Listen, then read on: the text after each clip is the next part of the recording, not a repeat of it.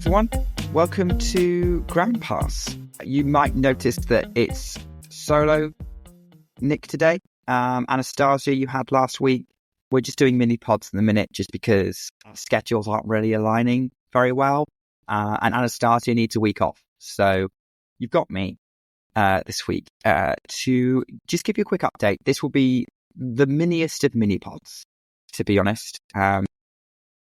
Because I actually haven't watched that much tennis. And I know there's a bit of a letdown, unfortunately, due to the nature of the time zone situation. Can't watch much live tennis because it starts when I'm asleep, finishes when I'm at work. It's a very narrow window, which means I can only really watch on the weekends. So I was able to watch the Beijing finals that just happened and the WTA side. We'll kind of talk about it in a bit. I did watch one match on catch up though, because I realised I didn't want to miss.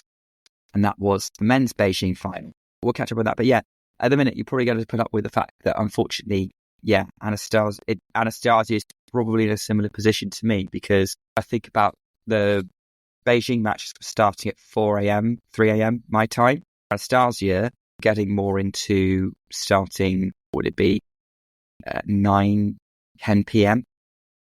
at the time. So she's going to sleep through the whole thing, more or less. And again, get up, has to go to work. Eventually, sort of when I kind of wake, if I'm thinking about when it's all happening, like, the evening sessions were around midday. So you're looking at 6 a.m. for Anastasia. So not an ideal setup for those of us American in the UK, but we had Eddie on a few weeks ago, who, if you haven't listened to that podcast yet, highly recommend, representing the fandom who does live in Asia. And let's face it, this is their experience the rest of the year. So I could put up with it for a few weeks. I'm here to talk about stories today. I usually am. And that's what Groundpass is all about. Those are all our big stories. And we were treated to a midweek finals in Japan and China. The Japan Open, the China Open, the ATP. And preparation for the fact that Shanghai was an extended event. That has just got underway. Had a crazy day in Shanghai where had Alcaraz, Djokovic and Sinner all playing on the same day, which has been unheard of for a couple of years now. And so the stars involved when this last happened, like Alcaraz and Sinner were not as big as stars as they are now. I think how it last happened Wimbledon 2022, I want to say, when Alcaraz and Sinner were much lower ranked. Let's talk about it. So, speaking of Alcaraz and Sinner, they played a fantastic match in the Beijing final. That was the match I went back and watched because I realised I needed to see it. And yeah, it was as frantic, dramatic, dynamic as you would expect from an Alcaraz-Sinner final. Absolutely brilliant. Quality of tennis, so many crazy momentum shifts, players winning sets they probably shouldn't have. Alcaraz should have won set 1, Sinner should have won set 3. It definitely deserved its reputation. And it's something to be said that Alcaraz and Sinner, when they play, even when it's not their best match, it's still so good to watch. And today was a good match from them. It was both. It's probably not to the same legendary status as their US Open 2022 quarterfinal seems to have established itself, but they've played 3 times. Every match has gone the distance, best of 3 or best of 5. Alcaraz has won all of them. Alcaraz is the China Open champion. But yeah, I think the moral of the story is you have Alcaraz versus Sinner happening, particularly if it's a final. You clear your diary, you watch it, or you find a replay and try not to get spoiled. That's on YouTube if you want to try and check them out. There's a really good 8-minute highlight package. I highly recommend you go and check that out. It did feel like a 1,000 event, to be honest, Beijing. It felt like a high caliber event than just sort of your third tier 500. Even then, third tier is pretty high when you consider how many tiers tennis has. Because you had Alcaraz there as well. Obviously, Medvedev was in there. He played Alcaraz. Like a lot of the top guys were there. So, and that was exciting, to be honest. But yeah, Sinner Alcaraz was the key story from that. And they're now 1 and 2 in the rankings. Alcaraz is going to start chasing down Sinner now. And we are in their era.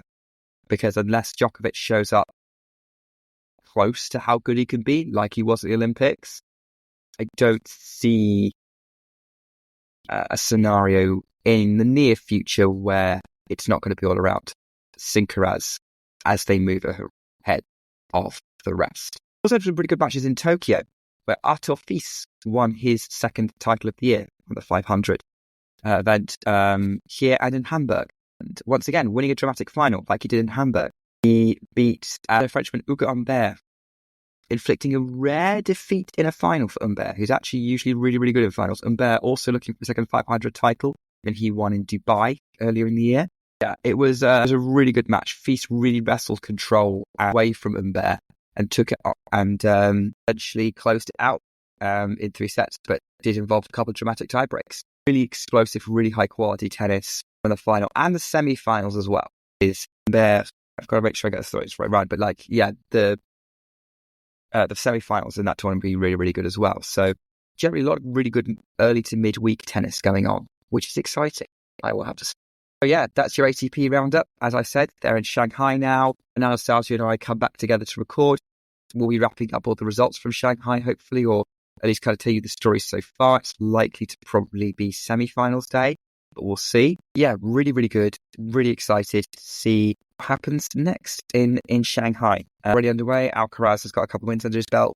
We'll see what happens. Going on to WTA, their China Open in Beijing, and it's Coco Gauff who won the tournament. New coaching setup, ended up looking like her old self, looking very confident, scrapped her way through the draw, but kept finding ways to win, and got into the final and stepped up against Karolina Muchova, who beat Aryna Sabalenka in the quarterfinals. And Muchova's having an epic comeback. It's so rare for a player to come back from injury and pretty much pick back up where they left off, which maybe is a slight exaggeration, but it's not far off for Muchova. US Open semi-finalist again, 1,000 finalist. She's well on her way to being seeded for Australia. And it's just so good to have her back and have her healthy. I am now calling myself a Karolina Muchova fan. I love watching her play. She's so clever. She's got so many different shots to play with. I think she's a very creative player in a way that you don't see on the tour. And that's the kind of tennis I enjoy. I like the element of creativity, of a little bit of danger to a certain extent, of something unbelievable, unseen before. It's why I like Iga, because I've not seen someone hit the spin on the ball so hard. I'm going really deep into tennis nerding here. You have to apologize. Well, actually, no, you don't have to apologize. I have to apologize. You have done nothing wrong. Someone please edit this out. Oh, or this could be a funny blooper. Yeah, Muchova being the final, beating Sabalenka, getting through Zhang Qinwen, who was a problem for her in Palermo. They had an epic in Palermo earlier this year. So yeah, having her healthy, I really hope that continues, because I think that she can do big things. She's far away from getting a big title. Whenever she's gotten close, only 2 players have ever stood in her way, Swiatek or Gauff. If figure them out, yeah, she's in the mix. And she already kind of has Swiatek figured out because she's pushed her. Gauff, I think, needs a little bit more work, but we'll see. I'm excited for it. Definitely. Yeah, lots of good matches on the tournament. I would say the WTA final, probably not as exciting as the ATP finals, but the Muchova-Sabalenka quarterfinal was epic. So many good momentum shifts. Muchova does very well at disrupting Sabalenka. And, there are a couple of other interesting ones. Gauff turning it around against Paula Badosa in the semi-finals. Badosa also having a similar story to Muchova, kind of coming back from injury and re-establishing himself on the top level. Muchova's going to get there soon, quick. Yeah, I think that's everything to talk about. There was some off-court news. We don't usually cover that, but it's prompted us to think maybe we should start talking about the impact tennis coaches have had, because I mentioned Coco Gauff has got a new coach.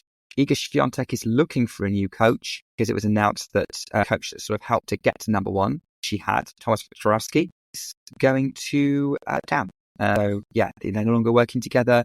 Iga's not playing at the minute while she figures out finding a new coach. Yeah, I think it's a topic that maybe we need to go into for you Groundpass. It's like, what does a coach in tennis actually do? We've seen tennis coaching compared a lot to other sports, where the coach is the main man, the one who draws everything together.